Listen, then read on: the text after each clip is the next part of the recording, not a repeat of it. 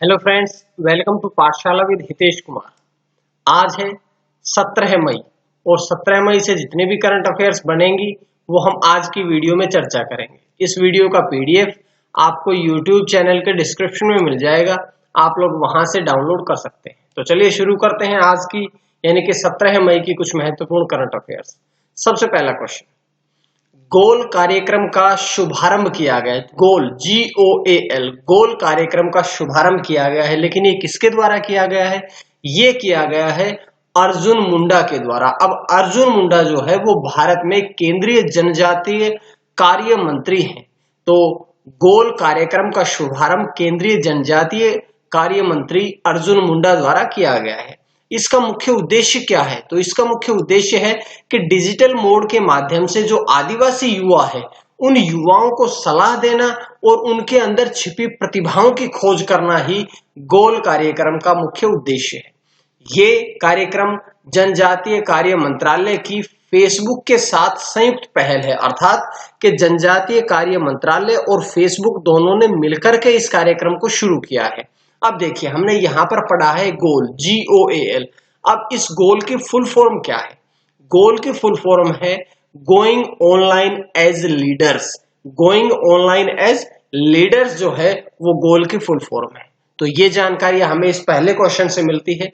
उसके बाद हम बढ़ते हैं अगले क्वेश्चन की तरफ। Thermal corona combat head gear TCCD नामक उपकरण लॉन्च किया गया है। तो TCCD नामक उपकरण किसके द्वारा लॉन्च किया गया है? ये लॉन्च किया है दिल्ली पुलिस ने। दिल्ली पुलिस ने अभी thermal corona combat head gear नामक उपकरण लॉन्च किया है। अब दिल्ली पुलिस ने ये उपकरण जो है वो IRS के सहयोग से लॉन्च किया है। अब IRS क्या है? IRS मतलब इंडियन रोबोटिक्स सॉल्यूशन। तो दिल्ली पुलिस ने इंडियन रोबोटिक्स सॉल्यूशन के साथ मिलकर के TCCD नामक उपकरण को लॉन्च किया है। अब ये उपकरण कार्य क्या करेगा? ये उपकरण मुख्य रूप से किस क्षेत्र में प्रयोग किया जाएगा? तो ये उपकरण, क्योंकि आजकल कोरोना वायरस का संक्रमण अत्यधिक फैल चुका है, तो ये उपकरण 10 से 15 मीटर की दूरी से ही लोगों के तापमान का पता लगाया जा सकता है, जिससे कि कोरोना वायरस का संक्रमण रोका जा सके। तो इसी क्षेत्र में बढ़ते हुए ये उपकरण दिल्ली पुलिस ने IRS के सहयोग से लॉन्च किया है। तो ये जानकारी इस क्वेश्चन से मिलती है। उसके बाद बढ़ते हैं अगले क्वेश्चन की तरफ। MIRAHD कोविड-19 डैशबोर्ड लॉन्च किया गया है। तो ये डैशबोर्ड किसके द्वारा लॉन्च किया गया है? ये डैशबोर्ड लॉन्च किया गया है IIT गांधीनगर के शोधकर्ताओं द्वारा।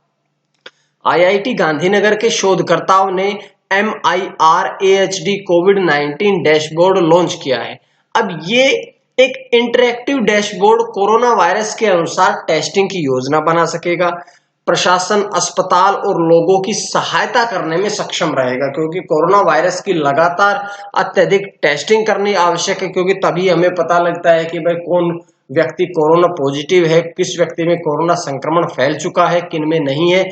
तो ये उनमें मदद करेगा। अस्पताल, हॉस्पिटल्स में ये लोगों की सहायता करने में भी सक्षम रहेगा।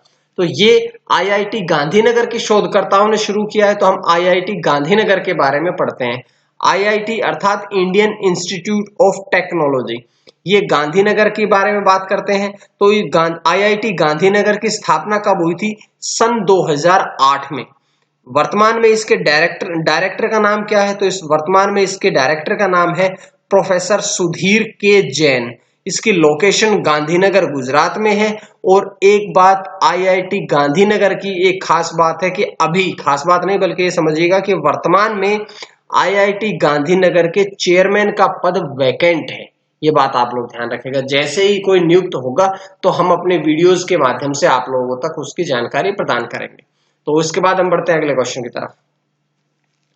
आत्मनिर्भर गुजरात सहाय योजना का शुभारंभ किया गया है। तो आत्मनिर्भर गुजरात सहाय योजना का शुभारंभ किसके द्वारा किया गया है? ये किया गया है गुजरात सरकार द्वारा, क्योंकि नाम से इसमें लिखा था गुजरात सहाय योजना, तो हम नाम से आइडिया लगा सकते हैं कि ये वास्तव में गुजरात सरकार ने इसे लॉन्च किया है। और इसका शुभारंभ गुजरात सरकार द्वारा कितने दिन के लिए किया गया है, कितने वर्षों के लिए किया गया है या कितने समय के लिए किया गया है? तो गुजरात सरकार ने आत्मनिर्भर गुजरात सहाय योजना का शुभारंभ आगामी 3 वर्षों के लिए किया है। ये छोटे व्यापारी, सड़क विक्रेता जो सड़क पे बेचते हैं, सामान विक्रेता है उनको, और जो छोटे पेशेवर है उन सभी की सहायता के लिए इस योजना का शुभारंभ किया गया है। तो इसका मुख्य उद्देश्य क्या है? क्योंकि छोटे व्यापारियों की सहायता के लिए इसे लॉन्च किया गया है, तो इसका मुख्य उद्देश्य है कि ब्याज, सब्सिडी, ऋण स्थगन सहित 1 लाख रुपए तक का गारंटी रहित प्रदान करना ही इसका मुख्य उद्देश्य है। 1 लाख रुपए तक का गारंटी रहित के बिना गारंटी के 1 लाख रुपए का ऋण प्रदान करेगा ये। तो ये गुजरात सरकार ने लॉन्च किया है, गुजरात सरकार ने शुभारंभ किया है। तो कुछ बातें गुजरात के बारे में पढ़ते हैं। गुजरात की राजधानी क्या है? गांधीनगर। लेकिन एक बहुत जरूरी क्वेश्चन है कि सबसे बड़ा शहर गुजरात का कौन सा है? तो सबसे बड़ा शहर गुजरात का है अहमदाबाद। राजधानी गांधीनगर और सबसे बड़ा शहर है अहमदाबाद। गुजरात में जिले कितने हैं? 33। गुजरात की राजभाषा क्या है? गुजराती। गुजरात राज्य का गठन कब हुआ था? 1 मई 1960 को। और गुजरात राज्य के राज्यपाल कौन है? आचार्य देवव्रत। और अगर हम बात करें मुख्यमंत्री कौन है, तो गुजरात के मुख्यमंत्री है वर्तमान में विजय रूपाणी, और विजय रूपाणी भाजपा पार्टी से संबंध रखते हैं। उसके बाद आज का अगला क्वेश्चन, हेटफुल मीम्स चैलेंज नामक ऑनलाइन प्रतियोगिता की घोषणा की गई है। अब ये हेटफुल मीम्स चैलेंज नामक ऑनलाइन प्रतियोगिता की घोषणा किसके द्वारा की गई है? तो ये फेसबुक ने शुरू की है, ये नई घोषणा की है। और फेसबुक ने $1 लाख के कुल पुरस्कार की भी घोषणा की है। इसके साथ साथ अब 1 लाख रुपए के कुल पुरस्कार की घोषणा की है। तो हेटफुल मीम्स चैलेंज नामक ऑनलाइन प्रतियोगिता क्या कार्य करेगी? ये प्रतियोगिता मुख्य रूप से कार्य करेगी कि इस प्रतियोगिता के तहत जो डेवलपर्स है उनको AI मॉडल बनाना है जो घृणा भरी छवियों और मीम्स की पहचान कर सकेगा। क्योंकि आप लोग देखते होंगे फेसबुक पर एक दूसरे लोगों को फेक न्यूज ज्यादा डालते हैं कि किसी की खराब छवि प्रकट करते हैं, किसी के लिए खराब मीम्स बनाते हैं। तो ये जो ऑनलाइन प्रतियोगिता है ये उन सब फेक न्यूज की, फेक छवियों की, फेक मीम्स की पहचान करेगा जिसकी शुरुआत फेसबुक ने की है।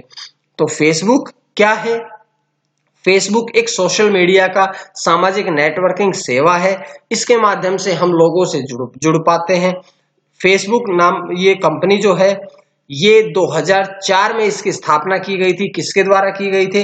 तो हार्वर्ड यूनिवर्सिटी के एक छात्र मार्क जुकरबर्ग ने इसकी स्थापना 2004 में की थी। लेकिन एक बहुत इंपॉर्टेंट क्वेश्चन है कि जो फेसबुक है इस फेसबुक का सन 2004 में नाम क्या था?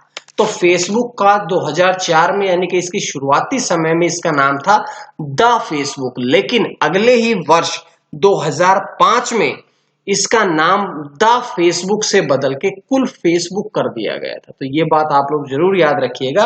और ये फेसबुक के बारे में भी हमने कुछ जानकारी प्राप्त की है। उसके बाद बढ़ते हैं प्रोफेसर अनी सुज्जमान। प्रोफेसर अनी सुज्जमान का निधन। अब प्रोफेसर अनी सुज्जमान कौन थे? वो बांग्लादेश के थे। बांग्लादेश के साहित्यकार, शिक्षाविद, लेखक और सामाजिक कार्यकर्ता थे जो सन 2012 से बंगला अकादमी के भी अध्यक्ष थे। तो अभी प्रोफेसर अनीस सुजमान का निधन हुआ है जो कि शिक्षाविद थे, लेखक थे, सामाजिक कार्यकर्ता थे, साहित्यकार थे और 2012 से बंगला अकादमी के अध्यक्ष भी थे। उन्हें 1985 में एकुशी पदक से सम्मानित किया गया था और 2014 में उन्हें भारत सरकार द्वारा पद्म भूषण पुरस्कार भी प्रदान किया गया था। तो वे बांग्लादेश के थे। कुछ बातें बांग्लादेश के बारे में पढ़ लेते हैं जल्दी जल्दी से कि बांग्लादेश की राजधानी क्या थी? ढाका। क्या है? ढाका है। बांग्लादेश की राजभाषा क्या है? बांग्ला। बांग्लादेश की प्रधानमंत्री कौन है? शेख हसीना। बांग्लादेश के राष्ट्रपति कौन है? अब्दुल हामिद। और बांग्लादेश की स्वतंत्रता की घोषणा 26 मार्च 1971 को हुई थी, लेकिन बांग्लादेश अपना विजय दिवस 16 दिसंबर 1971 को मनाता है। उसके बाद हम बढ़ते हैं आज के अगले क्वेश्चन की तरफ। पाकिस्तान क्रिकेट टीम के वनडे कैप्टन बनाए गए हैं। तो पाकिस्तान क्रिकेट टीम के वनडे कैप्टन कौन बनाए गए हैं? ये बनाए गए हैं बाबर आजम। और बाबर आजम को किसके स्थान पर बनाया गया है? सरफराज अहमद के स्थान पर। और बाबर आजम वैसे ही 2019 के अंत से T20 के कैप्टन थे, तो अब बाबर आजम T20 और वनडे इंटरनेशनल के कैप्टन बनाए गए हैं। अब ये ध्यान रखिएगा, एक और बात है कि वनडे इंटरनेशनल और T20 इंटरनेशनल के सफेद बॉल के कैप्टन कौन बने हैं? बाबर आजम। और टेस्ट जो है वो रेड बॉल से होता है, तो उसके अभी नहीं है। उसके बाद बढ़ते हैं आज के आखिरी क्वेश्चन की तरफ। बंगाली लेखक देवेश रॉय का निधन। देवेश रॉय, उन्होंने अपनी पहली पुस्तक उनकी थी जाजती। और देवेश रॉय जो बंगाली लेखक है, उन्होंने लगभग 5 दशक तक लेखन कार्य किया है। उन्होंने तीस्ता परेर ब्रिटेंटो के लिए उन्होंने एक उपन्यास लिखा था जिसका नाम है तीस्ता परेर ब्रिटेंटो। इसके लिए उन्हें साहित्य अकादमी पुरस्कार भी मिल चुका है।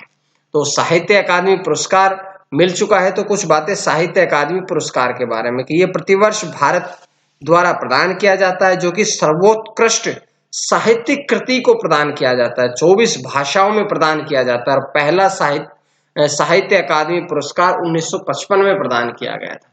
तो ये थी आज की कुछ महत्वपूर्ण करंट अफेयर्स। उम्मीद है आप लोगों को पसंद आई होगी, और पसंद आई तो आप लोग चैनल को सब्सक्राइब जरूर करें ताकि आपको डेली वीडियोस मिलती रहे। इसका PDF मैं YouTube चैनल के डिस्क्रिप्शन में डाल दूंगा, या आप लोग मेरे टेलीग्राम चैनल और फेसबुक पेज से भी डाउनलोड कर सकते हैं। आज के लिए इतना ही। मां सरस्वती की कृपा आप सभी पर बनी रहे। आप सभी का बहुत बहुत धन्यवाद।